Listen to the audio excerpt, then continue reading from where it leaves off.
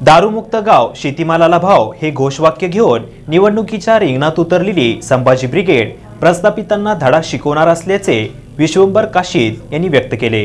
दारूमुक्त गाव शेतीमालाला भाव हे घोषवाक्य घेऊन माड्याच्या रणांगणात संभाजी ब्रिगेडने सत्ताधारी साखर सम्राटांसमोर आव्हान उभे केले आहे। 70 वर्षात काँग्रेसने काहीच काम न केल्याने आणि सत्ताधारी भाजपा कॉर्पोरेट उद्योगपतींना सांभाळू लागल्यामुळेच देशातील शेतकरी आत्महत्या करू लागल्यामुळे सत्ताधाऱ्यांविषयी प्रचंड चीड आणि राग धुमसत आहे।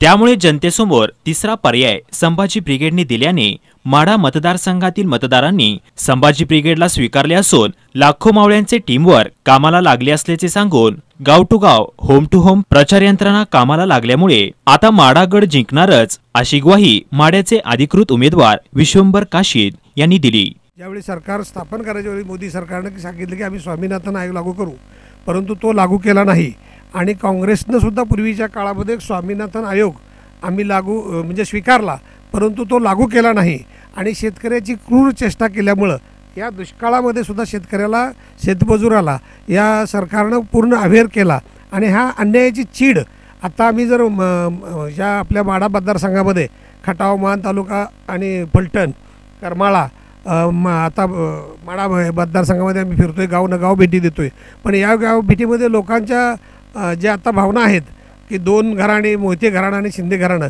हे दोन घराण्याची आत्ता काय चालू आहे तर फक्त पक्ष बदलू पडा आणि कोण कोणाच्या विरोधात उभं राहायचं, परंतु अजून लोकांमध्ये संभ्रमावस्था यांनी निर्माण केली आहे आणि या संभ्रमावस्थेमध्ये लोकांना असा विश्वास वाटेना की आम्हाला कोणच आता इथं न्याय देईल असं, आणि म्हणून संभाजी ब्रिगेड या लोकांना न्याय देईल असा विश्वास वाटायला लागला आहे आणि संभाजी ब्रिगेडला लोकांनी स्वीकारलं आहे आणि त्यांना आम्ही जो आता फिरतोय गावभेटी दौरा करतोय लोकांचा अतिशय उत्स्फूर्त प्रतिसाद मिळाला आहे। लोकांचं म्हणणं आम्हाला ही दोन्ही घराणे नको, हे आम्हाला काही देणार नाहीत, समाजाला या लोकांनी म्हणजे ऊस बिलाचे असू द्या, FRP असू द्या किंवा कारखान्याची बिलंसुद्धा अद्यापर्यंत दिलेली नाहीत।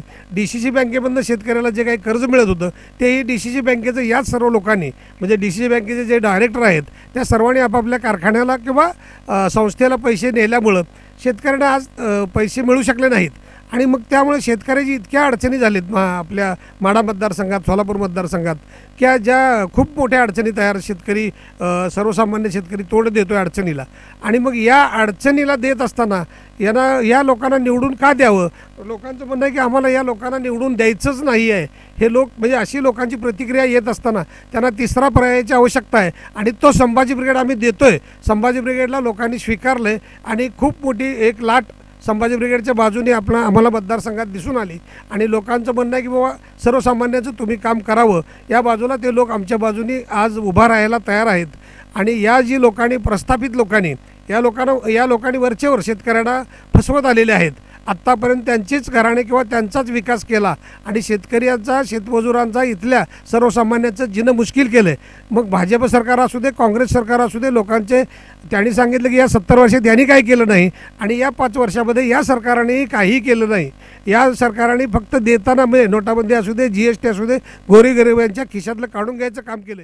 लोकांना स्वच्छ पाणी, उत्तम आरोग्य, चांगले शिक्षण हे सत्ताधारी देत नसतील तर या नेत्यांना मते मागण्याचा नैतिक अधिकार नाही। मराठा समाजाची फसवणूक करणाऱ्या काँग्रेस आणि भाजपाला मातीत घाला आणि संभाजी ब्रिगेडला यंदा विजयी करा असे आवाहन दिनेश जगदाळे यांनी केले। या लोकसभेच्या निवडणुकीमध्ये सेना भाजप या जातीवादी पक्षाला किंवा फसव्या सरकारला कुठल्याही प्रकारचे मतदान करायचं नाही।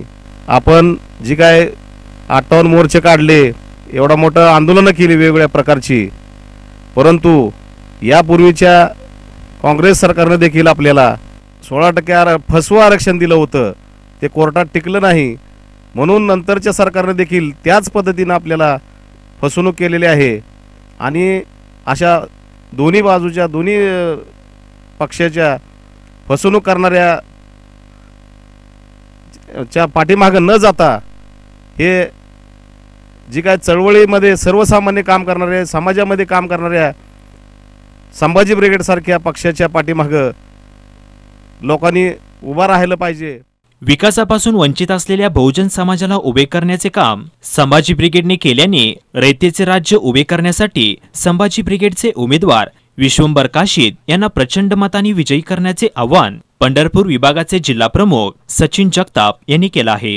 संभाजी ब्रिगेडनं बहुजन समाजासाठी, मराठा समाजासाठी अधिकाधिक आंदोलनं या ठिकाणी केलेली आहेत। अगदी शिवनेरीवरती मराठा आरक्षणासाठी केलेलं आंदोलन असेल, मुख्यमंत्र्यांचं हेलिकॉप्टर फोडण्यापासून ते अगदी कालच्या भीमा कोरेगावच्या प्रकरणामध्ये त्या घडलेल्या हिंसाचारामध्ये या महाराष्ट्रामध्ये एक निसखोलपणे या महाराष्ट्रामध्ये समतावादी, बहुजनवादी सर्व बहुजन समाजाला गावगाड्यामध्ये शांतता राखायचं काम, खऱ्या अर्थानं महापुरुषांची विचारधारा घरोघरी पोहोचवायचं काम या संभाजी ब्रिगेडच्या माध्यमातून केलेलं आहे।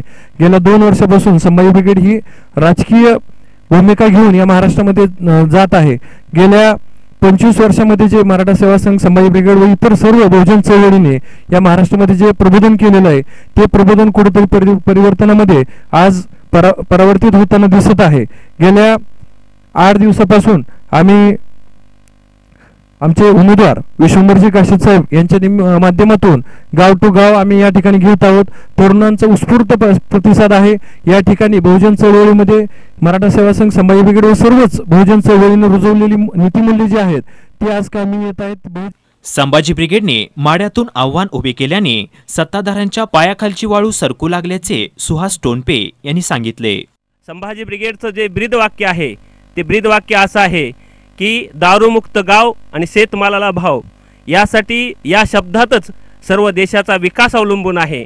कारण आपण या ठिकाणी रयतेचं राज्य आणणार आहे आणि रयतेचं राज्य हे छत्रपती शिवरायांच्या स्वप्नातील असेल। आणि खरंच जर या देशात संभाजी ब्रिगेडचं राज्य आल्यानंतर या देशात छत्रपती शिवरायांचं राज्य कसं होतं हे जनतेला अनुभवायला मिळेल।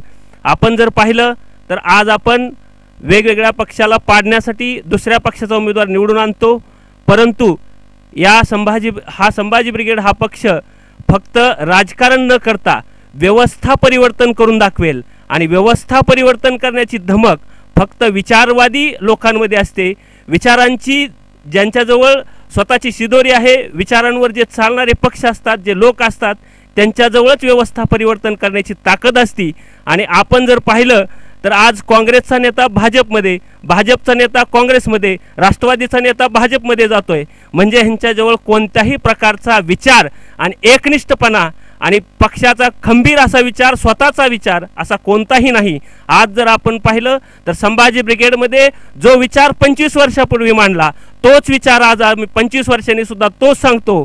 आणि या ठिकाणी जे कार्यकर्ते तयार झाले ते एकनिष्ठ कार्यकर्ते, एकनिष्ठ कार्यकर्त्यांची फळी संभाजी ब्रिगेडने आजपर्यंत या देशात निर्माण केली। आणि त्यामुळं येणारी सत्ता ही फक्त संभाजी ब्रिगेडची असेल। आणि जर या देशात या संभाजी ब्रिगेडचं राज्य आलं त्यावेळेस या देशातल्या प्रत्येक जनतेला रयतेचं राज्य पाहायला मिळेल। आमच्या संभाजी ब्रिगेड पक्षाचं राज्य नसून रयतेचं राज्य अनुभवायला मिळेल। एकसंघ कार्यकर्त्यांची फळी संभाजी ब्रिगेडच्या विजयासाठी वज्रमूठ आवळून कामाला लागल्यामुळे विजय निश्चित आहे, असे मत गोटू मोरे यांनी व्यक्त केले। सध्या देशामध्ये प्रचंड बेरोजगारीचं थैमान माजलेलं आहे। शिवसेना, भाजप हे प्रस्थापिताचा पक्ष आहे, राष्ट्रवादी काँग्रेस हा पण प्रस्थापिताचा पक्ष आहे। संभाजी ब्रिगेड हा एकमेव गोरगरिबासाठी, जनतेसाठी, सर्वसामान्यासाठी नेतृत्व करण्यासाठी, शिवरायाचं राज्य आणण्यासाठी आणि शिवरायाच्या विचाराचा मावळा संभाजी ब्रिगेडतर्फे उभा राहिलेला आहे। सर्वांनी एकजुटीने येऊन संभाजी ब्रिगेडला मतदान करावं। शेवटी माड्याचे किरण चव्हाण यांनी स्वार्थाने बरबटलेल्या दोन्ही प्रस्थापित नेत्यांचा खरपूस समाचार घेत संभाजी ब्रिगेड विजयी होणार यात शंका नसल्याचे त्यांनी सांगितले। संभाजी ब्रिगेडनं जी प्रतिज्ञा घेतली आहे, जे वाक्य आहे, दारूमुक्त गाव आणि तरुणांच्या शेतीला हमीभाव, हे काम करण्यासाठी आज कुठलेही धान्य घ्या, केळे असेल, ऊस असेल, इतर कुठलेही कडधान्याचं पीक असेल, ते कुठल्याही पिकाला भाव व्यवस्थित नाही। आणि जर भाव व्यवस्थित नसेल तर शेतकऱ्यांचं कुटुंबच व्यवस्थित चालणार नाही। याच्या अगोदर एक अशी संकल्पना होती, उत्तम शेती, दुय्यम व्यापार आणि कनिष्ठ नोकरी। या सरकारच्या माध्यमातून आज अशी वाईट अवस्था झाली आहे की उत्तम नोकरी, व्यापाराला तर GSTमुळे कुणीकडे कुठल्या भाज्यात नेऊन ठेवले माहीत नाही। आणि शेतकऱ्यांची अवस्था अशा प्रकारे करून ठेवली आहे की 10-10 गुंठे 20-20 गुंठे असणारा शेतकरी आज देशोधडीला लागला आहे। त्यामुळं अशा माझ्या शेतकरी वर्गाला, माझ्या शेतकरी जनतेला उंच आणि पहिल्या आसनावरची उत्तम शेती आणि तो शेतकरी असा राजा झाला पाहिजे, यासाठी संभाजी ब्रिगेडनं आपली उमेदवारी माढा मतदारसंघात जाहीर केली आणि महाराष्ट्रात आपण सर्व जागा लढवत आहोत. माढा लोकसभा रणांगण तापू लागला आहे. संभाजी ब्रिगेडमुळे माढ्यात तिरंगी फाईट होणार हे निश्चित.